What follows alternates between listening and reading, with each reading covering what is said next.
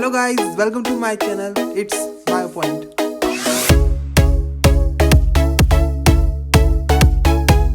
Hello everyone, welcome to BioPoint. आज हम start करने जा रहे हैं हमारे द लिविंग वर्ल्ड चैप्टर का लेक्चर नंबर 3. इसके पहले लेक्चर नंबर 2 में हमने टैक्सोनॉमी तक बात की थी. और टैक्सोनॉमी क्या होती है? टैक्सोनॉमी ऐसी प्रोसेस है जिससे हम किसी नए स्पेसिमेन को एक ग्रुप या फिर कैटेगरी के अंदर रखते हैं. ठीक है, एक उसको पर्टिकुलर टैक्सोन देते हैं उसके फीचर्स के बेसिस पे. तो मैं कह सकता हूँ taxonomy is a process by which a new specimen is placed into a taxon. ठीक है, किसके बेसिस पे? फीचर्स के बेसिस पे. ठीक, फिर अपन ने कहा था फीचर्स में पास दो टाइप के हैं. कौन कौन से? इंटरनल और एक्सटर्नल फीचर. इंटरनल के अंदर क्या आया? सेल या फिर मैं कह सकता हूँ एनाटमी. फिर उसके बाद अगर मैं एक्सटर्नल की बात करूँ उसमें क्या आएगा? मॉर्फोलॉजी. ये सारे फीचर्स अपन को वहाँ पे देखने पड़ेंगे. फिर मैंने कहा कि इसकी एक पूरी प्रोसेस होती है. अब उस प्रोसेस में अपन ने 4 पार्ट देखे. पहला क्या था? कैरेक्टराइजेशन. दूसरा आइडेंटिफिकेशन. क्लियर. फिर थर्ड में मैंने क्या किया? उसका क्लासिफिकेशन. देन लास्ट में मैंने उसको क्या दिया? उसका नाम, नॉमेनक्लेचर. तो मेरे पास यहाँ पे 4 प्रोसेस है. चारों प्रोसेस को अपन बढ़िया से डिटेल में देखेंगे. ठीक है,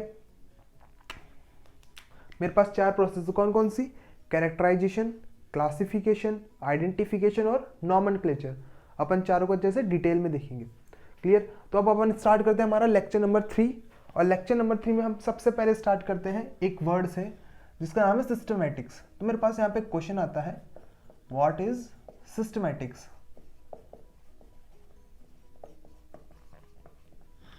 ठीक है, पहला क्वेश्चन क्या है? What is systematics. तो सिस्टमैटिक्स को समझने से पहले एक वर्ड आता है सिस्टमा. ठीक है, सिस्टमा, उसको देखते हैं. सिस्टमा, देखो सिस्टमा का मतलब होता है systematic arrangement. Systematic arrangement.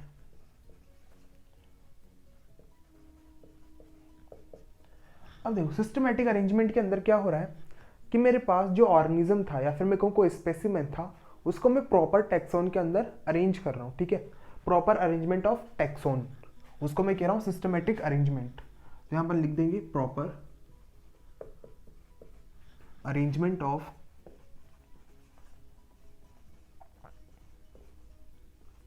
Taxon.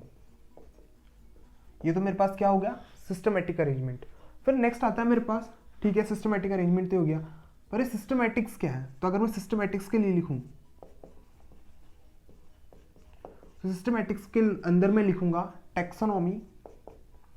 Taxonomy plus phylogenetic relationship. ठीक है, चलो टैक्सोनॉमी तो अपन ने पढ़ लिया, टैक्सोनॉमी क्या होता है अपन ने देख लिया, पर फाइलोजेनेटिक रिलेशनशिप क्या होता है? तो अगर मैं फाइलोजेनेटिक रिलेशनशिप को नॉर्मली बताऊं तो मेरे पास मान लो कुछ ऑर्गेनिजम्स हैं, उनको मैं अलग अलग टैक्सोन के अंदर रख रहा हूँ. और जो ऑर्गेनिज्म एक दूसरे से बहुत ज़्यादा सिमिलरिटी शो करते हैं उनको मैं सेम ग्रुप के अंदर रख रहा हूँ, सेम टैक्सोन के अंदर रख रहा हूँ. तो जो बहुत ज़्यादा एक दूसरे से सिमिलरिटी शो करते हैं उसको मैं कहता हूँ क्या? कि उनके बीच में फाइलोजेनेटिक रिलेशनशिप है. तो इसको अपन ऐसे लिख सकते हैं, it is not only classification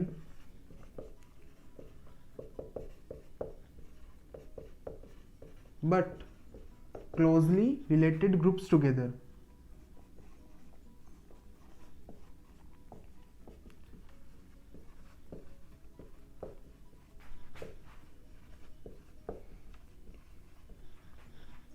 तो देखो सिस्टमैटिक्स में अपन क्या करें? Taxonomy plus phylogenetic relationship. यानी कि यहाँ पे सिर्फ क्लासिफिकेशन नहीं हो रही है, जो ग्रुप्स एक दूसरे से बहुत ज़्यादा क्लोजली रिलेटेड है उनको अपन यहाँ पे साथ में प्लेस कर रहे हैं. फिर मेरे पास यहाँ पे एक साइंटिस्ट है जिनका नाम है कार्लस लीनियस. Carolus Linnaeus. ठीक है, यहाँ पे मैं एक एक्स्ट्रा पॉइंट लिख रहा हूँ. ठीक है, इन्होंने 2 बुक्स लिखी थी. एक थी मेरे पास सिस्टमा नेटुरे और एक है यहाँ पे मेरे पास स्पीशीज प्लेंट्रम. ठीक है, इन्होंने ये 2 बुक्स लिखी थी. क्वेश्चन आ सकता है आपके पास ये कार्लस लीनियस ने कौन सी बुक्स लिखी थी, तो अपन ने यहाँ पे उसको लिख लिया है. फिर अगर मैं इस पे आगे चलूँ तो मेरे पास आती है क्या? स्टेप्स ऑफ टैक्सोनॉमी, जो अपन को अब डिटेल में पढ़नी है. क्या? Steps of taxonomy. अगर मैं स्टेप्स ऑफ टेक्सोनॉमी की बात करूं तो कितनी थी ये? 4, A, B, C और D। सबसे पहले कैरेक्टराइजेशन,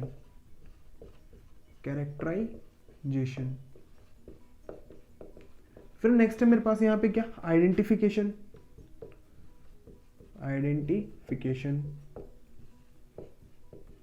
फिर आएगी मेरे पास यहाँ पे क्लासिफिकेशन, देन लास्ट है मेरे पास यहाँ पे कौन? नॉमेनक्लेचर। अब देखो इसमें अपन क्या कर रहे हैं, जरा एज्यूम कीजिए कि आप किसी जंगल में गए, ठीक है, आपको एक नया प्लांट मिला है, या फिर मैं कहूँ एक नया स्पेसिमेन मिला है, ठीक है। अब वो प्लांट भी हो सकता है, कोई ऑर्गेनिज्म हो सकता है, या फिर ऑर्गेनिज्म का पार्ट हो सकता है। अब इसके अंदर बहुत सारी अलग अलग कंडीशन है, वो लिविंग भी हो सकता है, नॉन लिविंग भी हो सकता है, कुछ भी हो सकता है, ठीक है, नया है एकदम। अब आपको मिला, आप क्या करोगे कि एक डायरी निकालोगे, उस डायरी के अंदर उसके सारे कैरेक्टर्स को लिखना स्टार्ट करोगे। उसी को मैं क्या कह रहा हूँ? कैरेक्टराइजेशन। ठीक, कैरेक्टर्स लिख लिए, फिर आप उसको किसी डिस्कवर्ड स्पेसिमेन से कंपेयर करोगे, ठीक है। जो चीज़ पहले से डिस्कवर्ड है उससे उसका कंपैरिजन करोगे ताकि उसकी आइडेंटिफिकेशन हो सके। तो मेरे पास आइडेंटिफिकेशन हो गई। फिर नेक्स्ट, आइडेंटिफाई करने के बाद उसको अपन किसी ग्रुप के अंदर प्लेस करेंगे, वो मेरे पास क्या हो गया? क्लासिफिकेशन। फिर जब उसको अपन ने किसी ग्रुप में डाल दिया तो उसको क्या दिया जाएगा? नेम। तो लास्ट में मेरे पास कौन आया? नॉमेनक्लेचर। ठीक, सबसे पहले कैरेक्टराइजेशन, फिर आइडेंटिफिकेशन किससे? ऑलरेडी डिस्कवर्ड स्पेसिमेन से, फिर क्लासिफिकेशन किसके अंदर? एक टैक्सॉन के अंदर, फिर उसको क्या मिला? उसका नाम। तो मेरे पास हो गए स्टेप्स ऑफ टैक्सोनॉमी। क्लियर है इतना कि सिस्टमैटिक्स क्या है? कि भाई सिस्टमैटिक्स आया वर्ड सिस्टमा से, यानी कि सिस्टमैटिक अरेंजमेंट। यहाँ पर प्रॉपर अरेंजमेंट हो रहा है किसका? टैक्सॉन का। फिर सिस्टमैटिक्स क्या है? टैक्सोनॉमी प्लस फाइलोजेनेटिक रिलेशनशिप, यानी कि अपन ने यहाँ पे सिर्फ क्लासिफिकेशन नहीं, जो ग्रुप्स बहुत ज़्यादा क्लोजली रिलेटेड थे उनको साथ में प्लेस किया। कार्लस लिनियस ने 2 बुक्स लिखी, कौन सी? सिस्टेमा नेटुराe और स्पीशीज प्लैंटरम। आपकी एनसीईआरटी में सिर्फ एक दी हुई है। फिर टैक्सोनॉमी की मेरे पास कुछ स्टेप्स हैं, जैसे कि कैरेक्टराइजेशन, आइडेंटिफिकेशन, क्लासिफिकेशन और नॉमेनक्लेचर। अब अपन इनको एक एक करके बढ़िया से डिटेल में पढ़ते हैं। ठीक, तो अब मैं यहाँ पे बात करता हूँ। सबसे पहले मेरे पास यहाँ पे क्या है? कैरेक्टराइजेशन। ठीक है, सब टैक्सोनॉमी सबसे पहला कौन है? कैरेक्टराइजेशन। कैरेक्टर,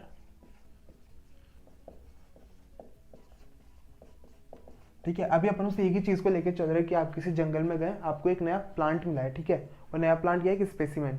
तो मैं पहले क्लियर कर दूं स्पेसिमेन होता क्या है। अगर मैं मीनिंग ऑफ स्पेसिमेन की बात करूं, मीनिंग ऑफ स्पेसिमेन, तो देखो स्पेसिमेन कुछ भी हो सकता है। मैं यहाँ पे लिख सकता हूँ प्लांट भी हो सकता है, एनिमल भी हो सकता है, लिविंग भी हो सकता है वो, या फिर नॉन लिविंग भी, ठीक है। या फिर मैं लिख सकता हूँ वो पूरा कंप्लीट ऑर्गेनिज्म भी हो सकता है, या फिर इनकम्प्लीट भी हो सकता है। यहाँ मैं कंप्लीट भी लिख सकता हूँ या फिर इनकम्प्लीट। या जैसे कि कोई एनिमल है, उसका आपको कुछ पार्ट मिल चुका हो, पूरा एनिमल ना मिला हो, और भी मेरे लिए क्या है? यहाँ पे स्पेसिमेन है। फिर नेक्स्ट में बात करता हूँ कि आप, ठीक है, जंगल में गए, आपको एक नया प्लांट मिला है, ठीक है, जैसे बहुत सारे प्लांट थे वहाँ पे, ठीक है, मैं भी 2 बना रहा हूँ।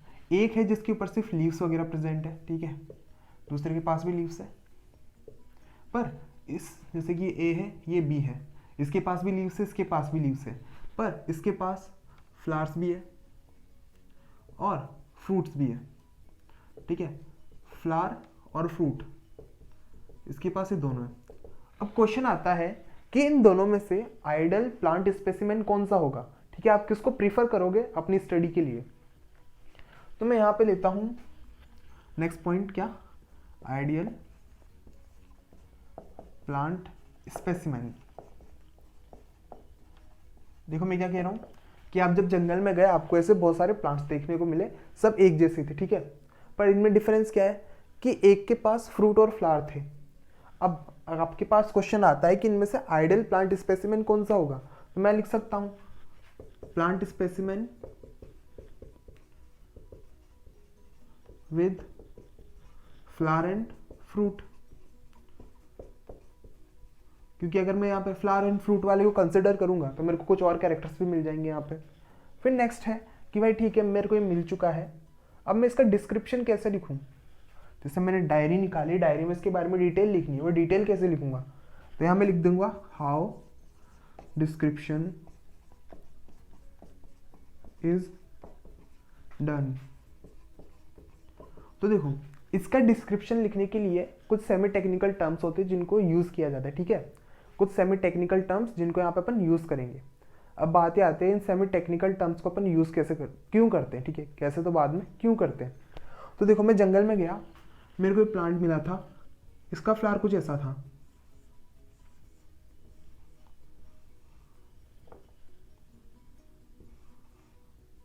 ठीक है, इसका फ्लावर कुछ ऐसा था, इसके ऊपर 5 पेटल्स थे। मैंने मेरी डायरी में लिख लिया फ्लावर है 5 पेटल है, ठीक, मैंने मेरी डायरी में क्या लिखा, फ्लावर है 5 पेटल है, और इसकी जो पत्तियां हैं उसमें सीधी लाइनें हैं, ठीक है, इसकी जो पत्तियां हैं उसके अंदर क्या है, सीधी लाइन है। मैंने ऐसा मेरी डायरी में लिख लिया। अब मेरा कोई दोस्त है, वो किसी दूसरी कंट्री में है, उसको मैं फ़ोन करके बोल रहा हूँ भाई मेरे को एक नया स्पेसिमेन मिला है, उसकी ना फ्लावर के अंदर 5 पत्तियां हैं और उसकी जो लीफ है उसके अंदर सीधी लाइनें जा रही हैं, उसको कुछ समझ में नहीं आएगा, ठीक है, या फिर वो हो सकता है कुछ गलत डिटेल लिख ले। तो अपन को यहाँ पे सेमी टेक्निकल टर्म्स यूज़ करनी पड़ती है। जैसे कि अगर मेरे को यहाँ पे कोई फ्लावर मिला है जिसके अंदर 5 पत्तियां हैं, तो मैं यहाँ क्या लिखूंगा, पेंटामेरस, पेंटामेरस, ठीक है, पेंटामेरस का मतलब क्या हुआ, 5 पत्तियों वाला फ्लावर। अब आपका दोस्त कहीं पर भी हो, आप उसको ये बोलोगे तो उसको समझ में आ जाएगा, ठीक है, ऐसा नहीं बोलना कि भाई 5 पत्तियों वाला फ्लावर मिला है। फिर नेक्स्ट आता है मैं यहाँ पे, जैसे कि लीफ, लीफ में क्या है, सीधी लाइन है, तो मैं लिख दूंगा पैरेलल वेरिएशन, पैरेलल वेरिएशन।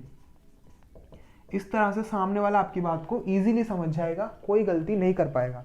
तो मैं लिख सकता हूँ डिस्क्रिप्शन कैसे लिखा जाता है, feature not down in semi technical term, semi technical term. अगर मैं इसकी एग्जाम्पल की बात करूं, लाइक ये अपन ने एग्जाम्पल देख लिया, ठीक है, अगर आपको किसी के साथ शेयर करना है तो आपको उसको सेमी टेक्निकल टर्म्स में लिखना पड़ेगा, आप अपने अकॉर्डिंग उसको नहीं लिख सकते। फिर अच्छा ठीक है, अपन ने इसकी पूरी कैरेक्टराइजेशन कर ली, और इसका करेक्ट डिस्क्रिप्शन लिखना बहुत ज़रूरी है, क्योंकि जब तक अगर अपन इसका करेक्ट डिस्क्रिप्शन नहीं लिखेंगे तो इसको नाम देने में भी उतनी प्रॉब्लम आएगी। तो मैं लिख सकता हूँ correct description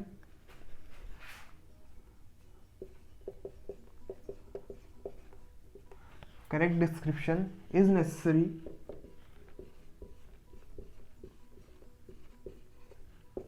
for nomenclature,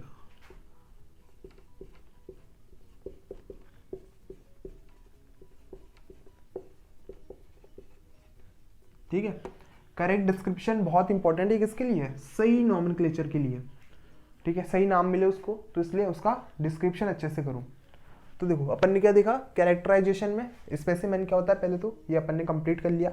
ideal plant specimen कौन होगा इन दोनों में से, जिसके पास फ्लावर और फ्रूट दोनों हो, तो उसको अपन ने यहाँ पे ले लिया। डिस्क्रिप्शन कैसे लिखते हैं, सेमी टेक्निकल टर्म्स के अंडर, क्यों, क्योंकि अगर कोई सामने वाला है जिसको आपको एक्सप्लेन करना है वो इजीली समझ पाए, ठीक है। एग्जाम्पल अपन ने लिख लिया, अगर किसी फ्लावर के अंदर 5 पत्तियां हैं तो उसको पेंटामेरस कह देंगे, 3 होगी तो ट्राइमेरस कह देंगे, और इसके पे क्या है, पैरेलल वेरिएशन है।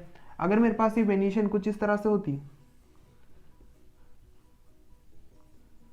ठीक है, इस तरह से होती है, इसको क्या कहता है, रेटिकुलेट वेरिएशन। फिर करेक्ट डिस्क्रिप्शन जरूरी है किसके लिए, करेक्ट नॉमेनक्लेचर के लिए। अब अपन नेक्स्ट पे चलते हैं, जिसका नाम क्या है, identification.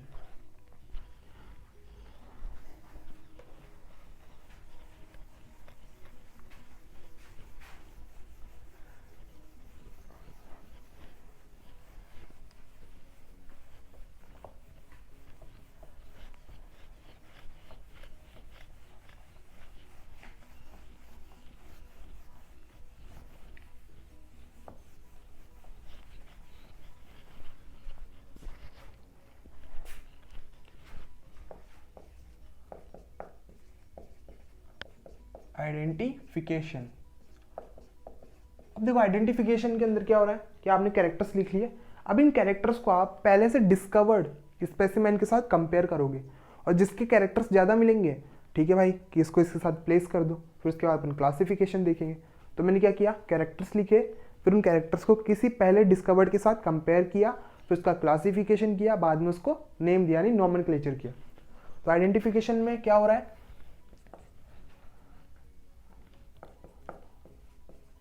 Identification is done with the help of already discovered specimen, ठीक है, with the help of already discovered specimen।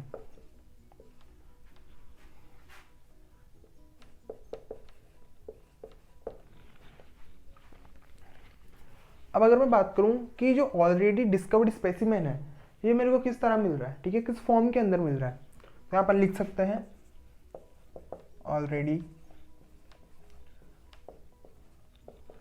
Discovered specimen मेरे को दो फॉर्म के अंदर मिल सकता है। पहला तो कि ये कहीं पे स्टोर्ड फॉर्म में है, ठीक है, जैसे म्यूजियम्स वगैरह हो गए, वहाँ पे अपन चीज़ों को स्टोर करके रखते हैं। फिर नेक्स्ट, या फिर इसकी मेरे पास कुछ फोटोज हो सकती है, फोटोग्राफ डिटेल, ठीक है, स्पेसिमेन या तो फिजिकली प्रेजेंट हो सकता है या फिर उसकी फोटोग्राफ डिटेल हो सकती है। अब ये दोनों किस में हेल्प कर रहे हैं, आइडेंटिफिकेशन में, ठीक है। तो मैं लिख रहा हूँ all those methods which help in identification are known as taxonomic, क्या, टैक्सोनॉमिक एड, ठीक है। जितने भी मेथड मेरे को आइडेंटिफिकेशन के अंदर हेल्प कर रहे हैं उनको मैं क्या कह रहा हूँ, टैक्सोनॉमिक एड। तो इसको मैं कह सकता हूँ क्या, टैक्सोनॉमिक एड। क्लियर है। आइडेंटिफिकेशन में क्या कर रहे हैं अपन, पहले से डिस्कवर्ड स्पेसिमेन से कंपेयर कर रहे हैं, ठीक है। और ऑलरेडी डिस्कवर्ड स्पेसिमेन किस फॉर्म में हो सकता है, या तो स्टोर्ड फॉर्म में हो सकता है या फिर फोटोग्राफ डिटेल की फॉर्म में हो सकता है। और इन सारे मेथड्स को अपन क्या करें, टैक्सोनॉमिक एड। अब अपन आगे चलते हैं कि जो टैक्सोनॉमिक एड से कितने टाइप के हो सकते हैं।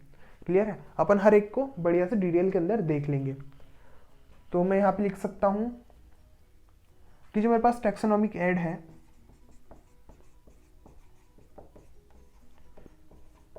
ये मेरे पास या तो इनकी फिजिकल प्रेजेंस हो सकती है, ठीक है, उनको मैं कह सकता हूँ इनकी या तो फिजिकल प्रेजेंस हो सकती है, फिजिकल प्रेजेंस, या फिर ये स्टोर्ड फॉर्म में हो सकते हैं, स्टोर्ड फॉर्म में, जैसे कि किसी बुक के अंदर डिटेल दी हुई है वो क्या हो गई, stored form.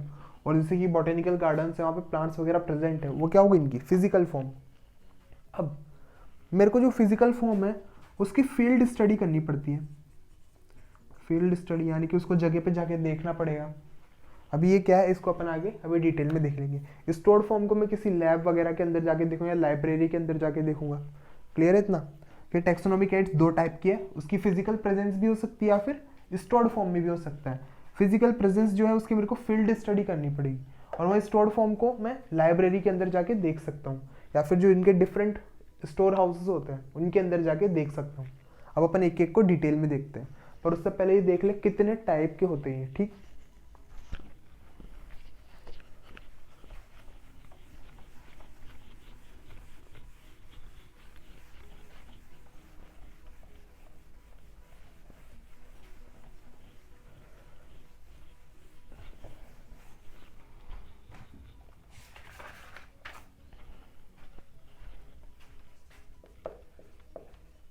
Example of taxonomic aid. अब देखो, अगर मैं टैक्सोनॉमिक एड की बात करूं तो ये मेरे पास कितने, अराउंड 9, ठीक है, 9 टैक्सोनॉमिक एड्स है, जिसमें से मैंने कहा कुछ कि मेरे को फील्ड स्टडी करनी पड़ेगी और कुछ मेरे को स्टोर्ड फॉर्म के अंदर मिल जाएंगे। तो अगर मैं यहाँ पे फील्ड स्टडी वालों को लिखूं, फील्ड स्टडी, या फिर अपन एक काम करते हैं सबको साथ में लिख लेते हैं, किसी को अलग अलग नहीं करते, ठीक है, सबको अपन यहाँ पे साथ में लिख लेते हैं।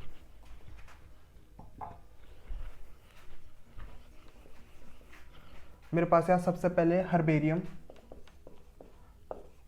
हर्बेरियम, ठीक है। इसके अंदर बेसिकली शीट्स होती है, ठीक है। यहाँ पे मेरे को शीट्स मिलती है जिनको मैं कहता हूँ हर्बेरियम शीट्स। क्या होती है अभी आगे डिटेल में देखेंगे। फिर नेक्स्ट मेरे पास यहाँ पे आएगा क्या, बॉटेनिकल गार्डन। बॉटेनिकल गार्डन, अगर आप कोटा से हैं तो बताइए आपके कोटा में बॉटेनिकल गार्डन कौन सा है, ठीक है। अपने यहाँ पे कोटा में बहुत बड़ा ऑक्सीजोन है, ठीक, तो उसका नाम बता दीजिए, बहुत बढ़िया जगह है। फिर थर्ड नंबर पे क्या आएगा यहाँ पे, म्यूजियम। कोटा में म्यूजियम भी है, कहाँ पर, गढ़ पैलेस के अंदर। फिर नेक्स्ट यहाँ पे आता है जूलॉजिकल पार्क। जूलॉजिकल पार्क ये भी है। फिर नेक्स्ट मेरे पास यहाँ पे आएगा की। अब ये की क्या होता है, की सबसे इंटरेस्टिंग है यहाँ पे। फिर 6th नंबर पे मेरे पास आएगा यहाँ पे फ्लोरल। 7th पे मैनुअल। 8th पे है मेरे पास यहाँ पे मोनोग्राफ। और 9th नंबर पे है मेरे पास कैटलॉग। बेसिकली अपन एक काम करते हैं, की को भी इस साइड पे लिख लेते हैं। इससे क्या होगा कि सारे के सारे मेरे पास रिटर्न फॉर्म के अंदर प्रेजेंट है, ठीक है। और इनके लिए मेरे को फील्ड स्टडी करनी पड़ेगी, जगह पे जाके देखना पड़ेगा। अब अपन सबसे पहले बात करते हैं हर्बेरियम की, ठीक। ये हर्बेरियम क्या होता है, फिर बात करेंगे botanical garden, museum, zoological parks की, ठीक है। यहाँ तक अपन को बढ़िया से डिटेल में पढ़ना है। फिर जो नीचे वाले बचे, वैसे तो ये अपनी एनसीईआरटी के अंदर नहीं है, पर इनको देख लेंगे बहुत ईजी से, क्लियर है। तो अपन स्टार्ट करते हैं हर्बेरियम।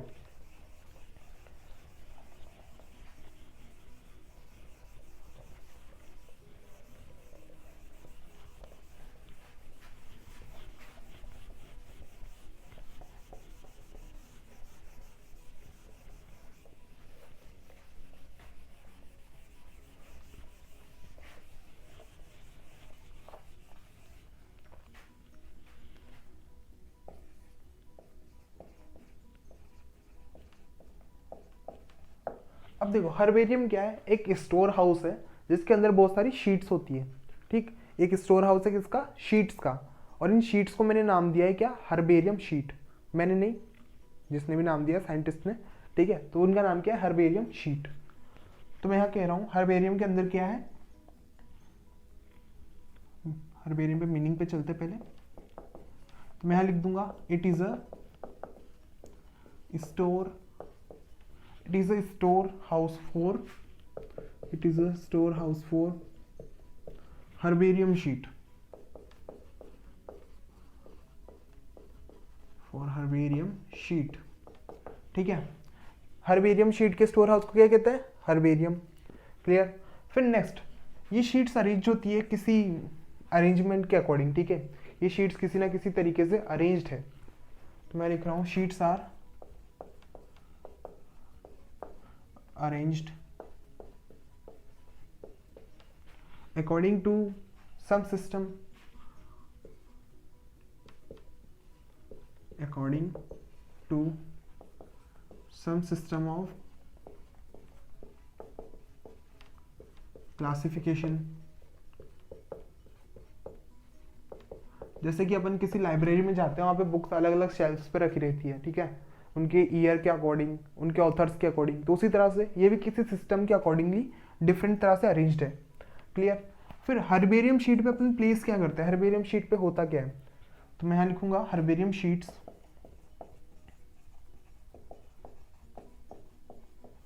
इनके ऊपर बेसिकली जो डेड प्लांट्स होते हैं उनको रखा जाता है, ठीक है। इनके ऊपर क्या रखते हैं अपन, डेड प्लांट स्पेसिमेन। अब देखो इसको ऐसे समझना, एक शीट थी, शीट के ऊपर क्या किया कि मेरे पास एक प्लांट स्पेसिमेन था, उसको पहले मैंने ड्राई किया, प्रेस किया, और उस शीट के ऊपर स्टिचेस से उसको चिपका दिया, ठीक है। उसके ऊपर नोट्स लगा दिया, उसको चिपका दिया। तो यहाँ पे क्या मेरे पास डेड प्लांट स्पेसिमेन है, ठीक है। और हर्बेरियम शीट को किस लिए यूज करते हैं, क्विक रेफरल के लिए, भाई आइडेंटिफिकेशन के लिए। अच्छा ये इससे मिल रहा है, हो गया आइडेंटिफिकेशन, क्विक रेफरल हो गया, और इसको क्लासीफाई कर दूं। तो it is used for quick referral. ठीक है, देखो हर्बेरियम शीट में क्या है, मैं प्लांट्स को यहाँ पे अटैच कर रहा हूँ, डेड प्लांट्स को, ठीक, डेड प्लांट स्पेसिमेन को। किस लिए यूज़ किया जाता है? क्विक रेफरल के लिए। अगर मैं यहाँ पे बात करूँ कि भाई प्लांट्स को मैं यहाँ पे लगा रहा हूँ, ठीक है, जैसे शीट थी, इसके ऊपर मैंने प्लांट को पहले सुखाया, प्रेस किया और इसके ऊपर सुई से कुछ स्ट्रेचेस लगा के, ठीक है, नीडल से स्ट्रेचेस लगा के धागे से यहाँ पे इसको सिल दिया, ये मेरे पास हर्बेरियम शीट रेडी हो गई। पर कुछ ऐसे भी प्लांट्स होते हैं जिनको मैं हर्बेरियम शीट के ऊपर प्लेस नहीं कर सकता। ठीक है, अब वो देख लेते हैं कि वो प्लांट्स कौन कौन से हैं। तो मेरे पास यहाँ पे plants which can not be placed on herbarium. तो देखो इसमें सबसे पहले आता है मेरे पास कोन। जैसे कि एक प्लांट है, ठीक है, उसके ऊपर कोन है। अब कोन इस शेप का है, इसको आप शीट के ऊपर कैसे प्लेस करोगे? 3D स्ट्रक्चर है, शीट के ऊपर इसको प्लेस नहीं कर सकते। ठीक है, तो मैं इस कोन को भी इसके ऊपर प्लेस नहीं कर सकता। दूसरा एक्वेटिक प्लांट, एक्वेटिक प्लांट। अब देखो एक्वेटिक प्लांट के अंदर क्या है, बहुत सारा पानी है, शीट के ऊपर रखेंगे शीट खराब हो जाएगी और साथ में आसपास की भी शीट्स खराब हो जाएंगी और इसका स्ट्रक्चर भी बिगड़ जाएगा। तो एक्वेटिक प्लांट को भी मैं यहाँ प्लेस नहीं कर सकता। थर्ड नंबर पे मेरे पास यहाँ आएगा थिक स्टेम वाले प्लांट्स। ठीक है, थिक स्टेम प्लांट्स जैसे कि एलोवेरा, एलो और कैक्टस। ठीक है, यहाँ कौन कौन आ गया? एलो और कैक्टस। अब इन दोनों की जो स्टेम है बहुत ज़्यादा थिक है और वो इजीली ड्राई भी नहीं होगी, तो मैं इसको भी यहाँ पे प्लेस नहीं कर सकता। ठीक है, तो किन किन को अपन प्लेस नहीं कर सकते? कोन को, एक्वेटिक प्लांट्स को और थिक स्टेम प्लांट्स को। फिर नेक्स्ट में अगर बात करूँ कि हर्बेरियम शीट है दिखती कैसी है, ठीक है, उसका अगर ओवरव्यू आपको बताऊँ तो कुछ ऐसी दिखती है कि मेरे पास ये एक शीट है, ठीक है, ये मेरे पास यहाँ पे एक शीट प्रेजेंट है। अब अगर मैं इसकी विड्थ और हाइट की बात करूँ तो इसकी जो हाइट है वो होती है 41 सेंटीमीटर और अगर इसकी विड्थ की बात करूँ तो वो होती है मेरे पास 29 सेंटीमीटर। जितनी भी हर्बेरियम शीट्स है सबका साइज यही होता है। क्लियर है? ये मेरे पास यहाँ पे हर्बेरियम शीट है जिसकी विड्थ कितनी है 29 सेंटीमीटर, हाइट कितनी है 41 सेंटीमीटर। अब यहाँ पे मैंने ये एक जो प्लांट था इसको अटैच कर दिया है। ठीक है, सबसे पहले मैंने क्या किया कि जो स्पेसिमेन था इसको मैंने पहले ड्राई किया, फिर प्रेस किया, फिर उसके बाद क्या किया मैंने इसको यहाँ पे अटैच कर दिया। ठीक है, यानी कि प्रिजर्व कर दिया, प्रिजर्व। क्लियर है? अब देखो प्रिजर्व कैसे किया कि मैंने यहाँ पे कुछ स्टिचेस लगा दिए और इसके ऊपर अटैच हो चुका है। अब हर्बेरियम शीट का इधर तो ये क्या है लेफ्ट कॉर्नर और इधर है मेरे पास राइट कॉर्नर। राइट कॉर्नर पे एक बॉक्स बना हुआ होता है। ठीक है, हर्बेरियम शीट के राइट कॉर्नर पे बॉक्स बना हुआ है और ये जो स्पेसिमेन था इसकी सारी डिटेल इस बॉक्स के अंदर होती है। अब अगर मैं बात करूँ यहाँ पे क्या क्या डिटेल होती है तो यहाँ मैं कह रहा हूँ, इसको मैं कह रहा हूँ लेबल ऑन राइट साइड। ठीक है, और इसके अंदर क्या होती है डिटेल। ठीक है भाई, डिटेल तो ठीक है, पर कौन कौन सी डिटेल? तो यहाँ पे मेरे को मिलता है साइंटिफिक नेम,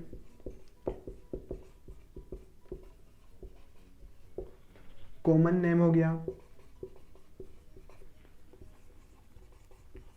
इंग्लिश नेम, किस फैमिली से बिलोंग करता है, फिर किसने इसको कलेक्ट किया, नेम ऑफ कलेक्टर,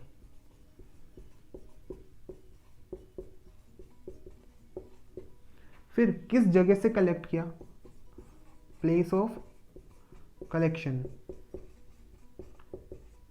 फिर उसके बाद में बात करूं कि किस डेट को इसे कलेक्ट किया गया था, वो भी अपन यहाँ लिख सकते हैं, डेट ऑफ कलेक्शन। तो इतनी सारी डिटेल मेरे को कहाँ मिलती है? इस लेबल पे जो कहाँ प्रेजेंट है राइट साइड पे।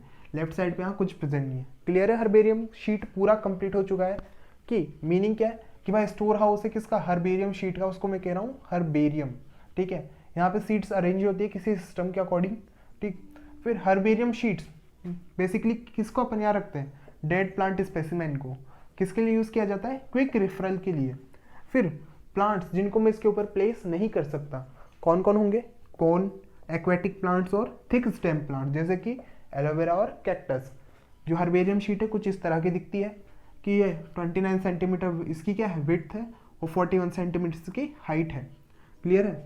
इसमें मेरे पास स्पेसिमेन है, मैंने पहले क्या किया इसको ड्राई, फिर बाद में प्रेस और फिर प्रिजर्व कैसे किया कि मैंने यहाँ पे नीडल से इस पर कुछ स्ट्रेचेस लगा दिए, उससे इसके ऊपर अटैच हो चुका है। यहाँ पे कोई ग्लू वगैरह यूज़ नहीं करते अपन। फिर इस पर मेरे पास दो एंड्स है, लेफ्ट पार्ट और राइट पार्ट। राइट पार्ट पे एक लेबल प्रेजेंट है, ठीक है, उसके अंदर क्या है, इस स्पेसिमेन की पूरी डिटेल, जिसे इसका scientific name, common name, English name, collector का नेम, और फिर कहाँ पर इसको कलेक्ट किया गया था और इसकी डेट ऑफ कलेक्शन। अब इसके बाद अपन चलते हैं किधर, हमारे नेक्स्ट वाले पार्ट पे, यानी कि बॉटेनिकल गार्डन।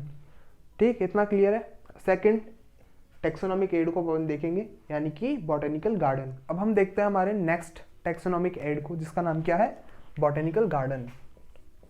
नेक्स्ट है मेरे पास यहाँ पे botanical garden.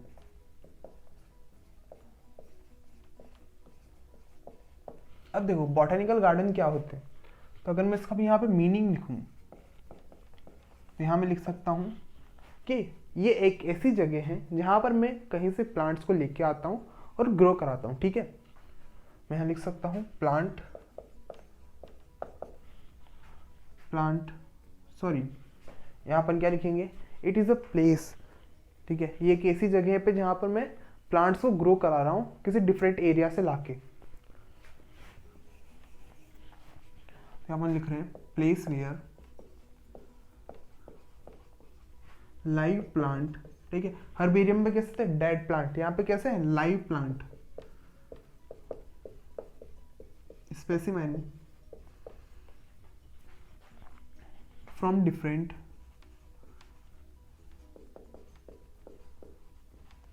Place where live plant specimen are grown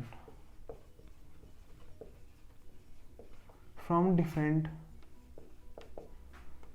different places. ठीक है, फ्रॉम डिफरेंट हैबिटेट्स भी लिख सकते हैं। तो एक ऐसी जगह जहाँ पर लाइव प्लांट स्पेसिमेन को ग्रो किया जाए। ठीक है, कहाँ से लेके, फ्रॉम डिफरेंट हैबिटेट से। ठीक है, अब कि ये जो बॉटेनिकल गार्डन है ये होते किसके हैं, क्या आपका बॉटेनिकल गार्डन हो सकता है क्या, कमेंट करो नीचे। ठीक, अगर हो सकता है तो, वैसे तो नहीं होगा, तो ये बिलोंग करते हैं किसी यूनिवर्सिटी को, कॉलेजेस को या फिर गवर्नमेंट को। तो अपन यहाँ लिख सकते हैं यूनिवर्सिटी,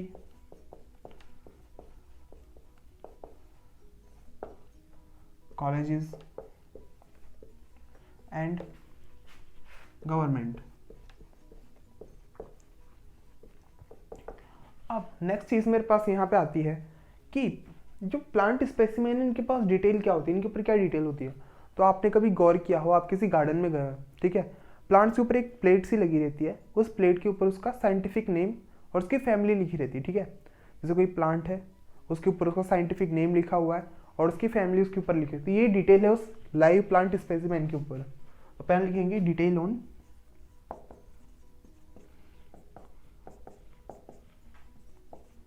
प्लांट स्पेसिमेन।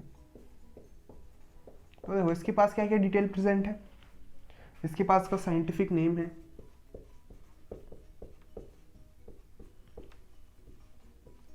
फिर इसके पास इसकी फैमिली का नेम है,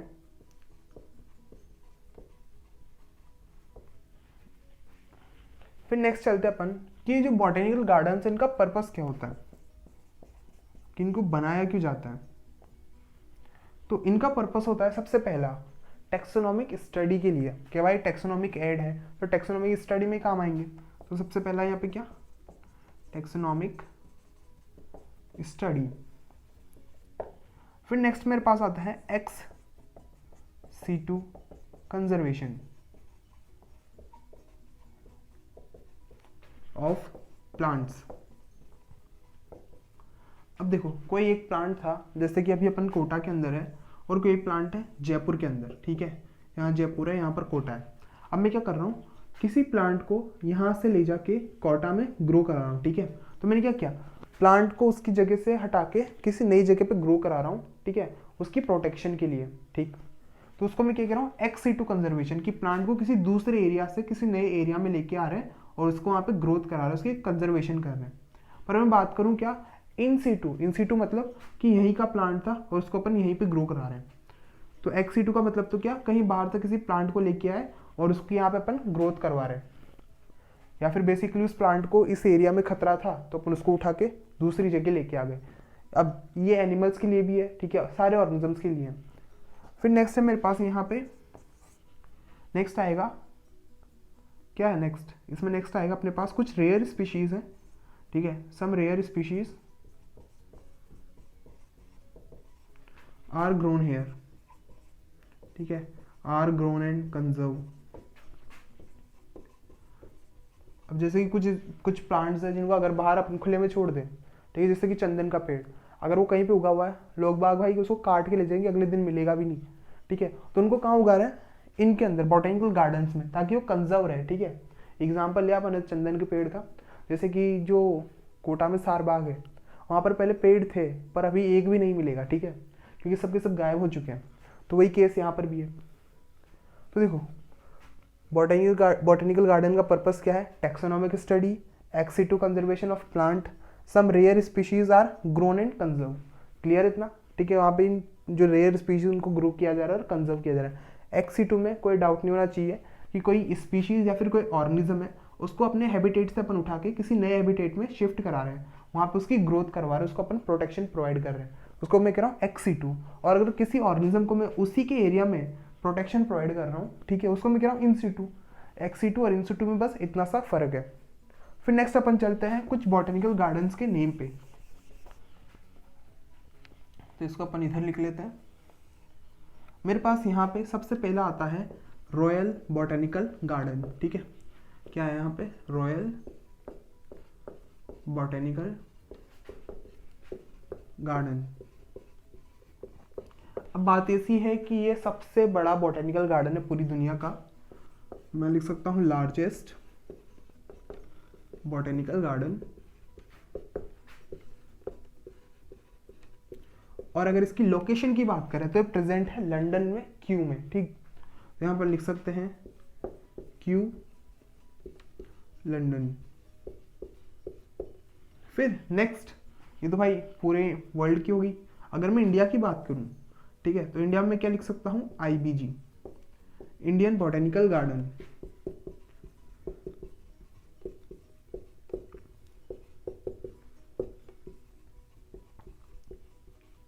ठीक है। अब ये कहाँ पे प्रेजेंट है, तो इसकी लोकेशन है हावड़ा, ठीक है। मैं लिख सकता हूँ इंडिया का लार्जेस्ट बॉटेनिकल गार्डन भी है ये, इंडियाज लार्जेस्ट बॉटेनिकल गार्डन। और अगर मैं इसकी जगह की बात करूं तो क्या है, हावड़ा, ठीक। फिर इसके बाद मेरे पास यहाँ नेक्स्ट आता है NBRI। यहाँ नेक्स्ट है मेरे पास कौन, NBRI, यानी कि नेशनल बॉटेनिकल रिसर्च इंस्टीट्यूट। और ये प्रेजेंट है कहाँ, लखनऊ में। तो इसको अपन एक काम करते हैं, चलो यही लिख लेते हैं, नेशनल बॉटेनिकल रिसर्च इंस्टीट्यूट। और अगर मैं इसकी लोकेशन की बात करूं तो वो क्या होगा, लखनऊ। अब देखो बेसिकली जो CDRI है, ठीक है, ये उसके अंडर में है। CDRI क्या है, सेंट्रल ड्रग रिसर्च इंस्टीट्यूट। कहाँ प्रेजेंट है, ये भी लखनऊ के अंदर, ठीक है। उनके पास अपनी बहुत सारी लैब्स है, उसी में से ये भी एक है। तो देखो अपन ने क्या क्या देख लिया यहाँ पे, बॉटेनिकल गार्डन क्या है, एक ऐसी जगह जहाँ पर लाइव प्लांट स्पेसिमेन को ग्रो किया जाता है किसी डिफरेंट हैबिटेट से लाके। फिर किससे बिलोंग करता है ये, यूनिवर्सिटी, कॉलेज या फिर गवर्नमेंट से। प्लांट के ऊपर कौन कौन सी डिटेल होती है, उसका साइंटिफिक नेम और फैमिली नेम। पर्पस क्या है बॉटेनिकल गार्डन का, taxonomic study, ex situ conservation, और कुछ रेयर स्पीशीज को ग्रो कराना या कंजर्व कराना। फिर यहाँ पे कुछ क्वेश्चंस है, क्वेश्चंस जिनके बनते हैं बेसिकली, ठीक है। Royal botanical garden largest botanical garden है, कहाँ पर है, क्यू में। IBG इंडिया का लार्जेस्ट बॉटेनिकल गार्डन है, कहाँ पर है, हावड़ा में। फिर NBRI कहाँ पर प्रेजेंट है, लखनऊ में, और इसकी फुल फॉर्म आ सकती है। क्लियर है इतना। यहाँ पे अपना बॉटेनिकल गार्डन पूरी तरह से कंप्लीट हो चुका है। अब अपन चलेंगे हमारे नेक्स्ट टेक्सोनॉमिक एड की तरफ। क्लियर है पूरा।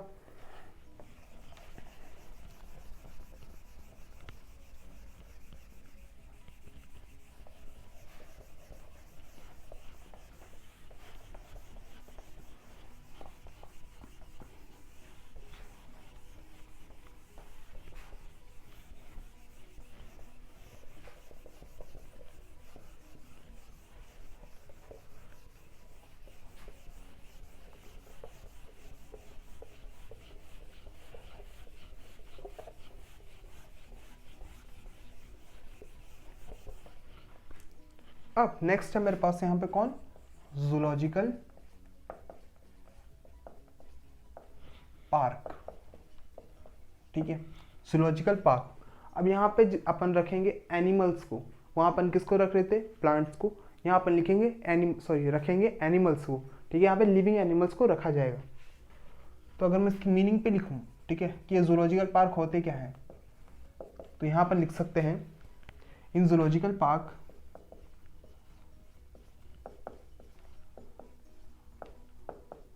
या फिर अपन इसको क्या कह सकते हैं, जू। ठीक है, जूलॉजिकल पार्क और zoo live animals are kept. ठीक है, यहाँ पे क्या रखते हैं, लाइव एनिमल्स, या फिर मैं किसको live animal specimen, live animal specimens को यहाँ पे रखा जाता है। ठीक है, फिर नेक्स्ट में बात करता हूँ कि भाई यहाँ पे इनको रख रहे हैं, क्यों रख रहे हैं। यहाँ पे इनको रखेंगे इनकी प्रोटेक्शन के लिए, ह्यूमंस के अंडर इनकी प्रोटेक्शन होती है। ठीक, तो यहाँ पर लिखेंगे specimen live, specimen live zoological park और zoo live animal specimens are kept under human protection. ठीक है, ह्यूमन प्रोटेक्शन में अपन उनको यहाँ पे रख रहे हैं। और ये कैसे, जिंदा। अगर डेड देखना है, ठीक है, तो म्यूजियम चले जाओ, वहाँ मिल जाएगा। In human protection and care, care भी जोड़ दो यहाँ पे। अब देखो, मैं जब छोटा था ना, जू बहुत ज़्यादा पसंद था मेरे को, पर जैसे बड़ा हुआ जू से नफरत हो गई। ठीक है, आपके साथ भी ऐसी कंडीशन होगी। छोटे जब होंगे भाई, जू में जाने की बड़ी इच्छा होती थी, पर अब बिल्कुल नहीं होती। फिर नेक्स्ट है मेरे पास यहाँ पे इसके कुछ एडवांटेजेस। तो अगर मैं इसके एडवांटेजेस की बात करूँ, तो सबसे पहले मेरे पास वही आएगा, टेक्सोनोमिक एड। टेक्सोनोमिक एड है तो क्या होगा, टेक्सोनोमिक स्टडी। नेक्स्ट में लिख सकता हूँ यहाँ पे XC2 कंजर्वेशन, XC2 कंजर्वेशन। जैसे कोई एक एनिमल था, उसके एरिया में उसको बहुत ज़्यादा खतरा था, तो उसको अपन वहाँ से उठाया, किसी नए हैबिटेट में शिफ्ट कर दिया। ठीक है, इन जूलॉजिकल पार्क्स के अंदर उसको शिफ्ट कर दिया। तो ये क्या हो चुका है मेरे पास, XC2 कंजर्वेशन। अब देखो, XC2 कंजर्वेशन सिर्फ प्लांट्स के लिए नहीं, सारे ऑर्गेनिजम्स के लिए होता है। फिर नेक्स्ट, वैसे तो ये इसका पार्ट नहीं है, पर अभी ये भी चल रहा है, जैसे कि टूरिज्म, क्योंकि इनका जो मेन खर्चा है वो टूरिज्म से चल रहा है। अब यहाँ पे जूलॉजिकल पार्क पूरा हो चुका है। अब नेक्स्ट मेरे पास यहाँ पे आता है म्यूजियम। तो म्यूजियम को भी अपन यहीं ले लेते हैं। म्यूजियम अभी तक देखे सारे लिविंग, ठीक है, हर्बेरियम को छोड़ के। अब अगर आपको जो प्लांट था जो हर्बेरियम शीट के ऊपर नहीं आ पाया, कुछ एनिमल्स जो बहुत पहले मर चुके हैं, उनके सिर्फ बोन्स वगैरह प्रेजेंट है, ठीक है, या फिर जो डेड एनिमल्स हैं उनको देखना है, तो कहाँ जाओगे आप, म्यूजियम के अंदर। तो अगर मैं बात करूँ म्यूजियम की, तो ये किससे बिलोंग करेंगे, तो ये भी बिलोंग करते हैं भाई किसी एजुकेशनल फाउंडेशन से, एजुकेशनल इंस्टीट्यूट या फिर गवर्नमेंट। ठीक है, और यहाँ पे क्या किया जाता है, ये स्टोर हाउस होता है डेड प्लांट्स और एनिमल्स का, store dead plants and animals specimen. अब अगर मैं बात करूं कि यहाँ पे किन प्लांट्स को रखा जाएगा, तो मैंने अभी थोड़ी देर पहले बताया कि जिन प्लांट्स को अपन हर्बेरियम शीट के ऊपर प्लेस नहीं कर सकते उनको यहाँ पर रखा जाएगा। क्लियर है? तो यहाँ पर अपन इसको हटा देते हैं।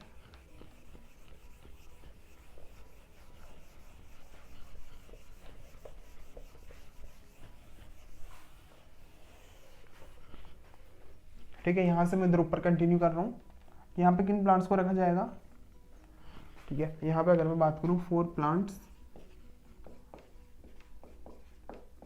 ठीक, तो यहाँ पे अपन लिखेंगे फॉर दोज प्लांट्स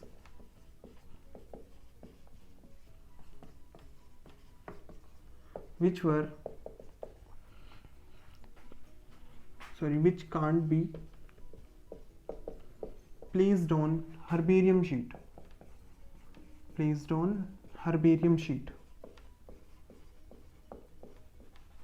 जिनको मैं हर्बेरियम शीट पे नहीं रख पाया उनको मैं यहाँ पर प्लेस करूंगा। कौन कौन थे वो? Cactus, aloe vera, aquatic plants. ठीक है,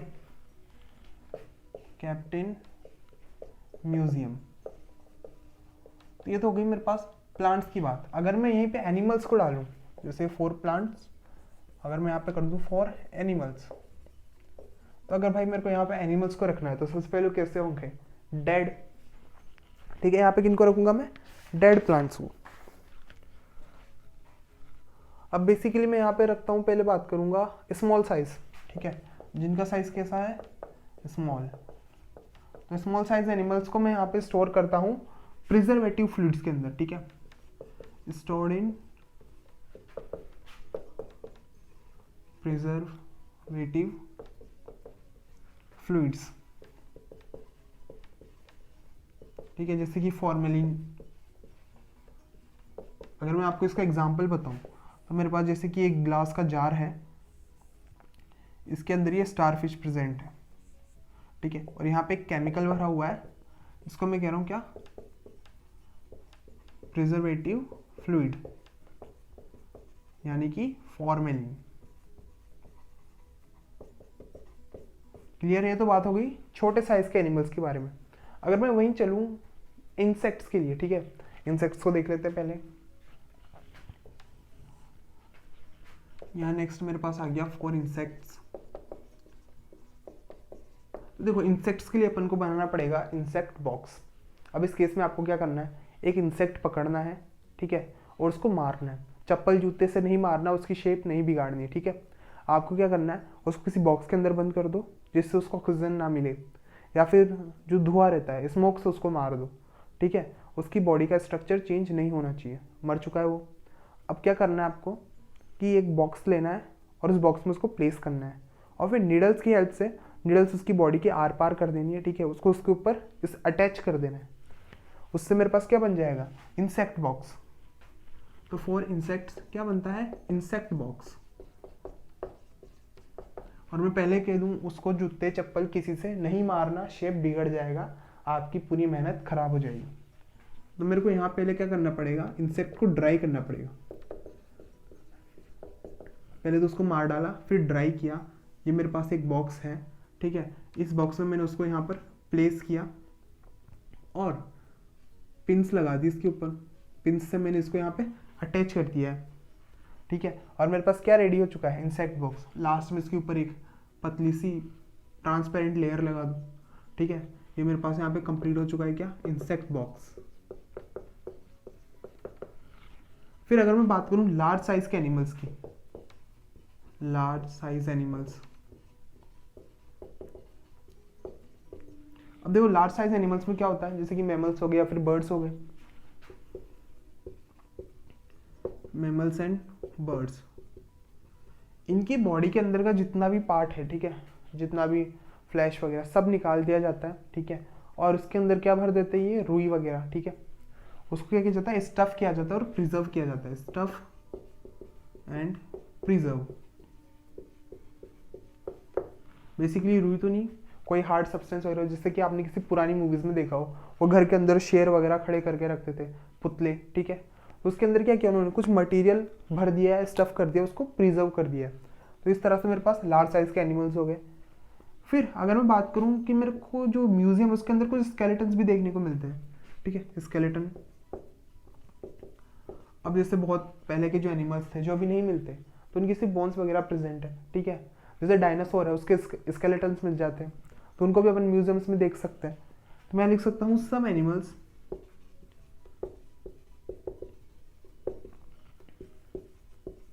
स्केलेटन्स प्रिजर्व।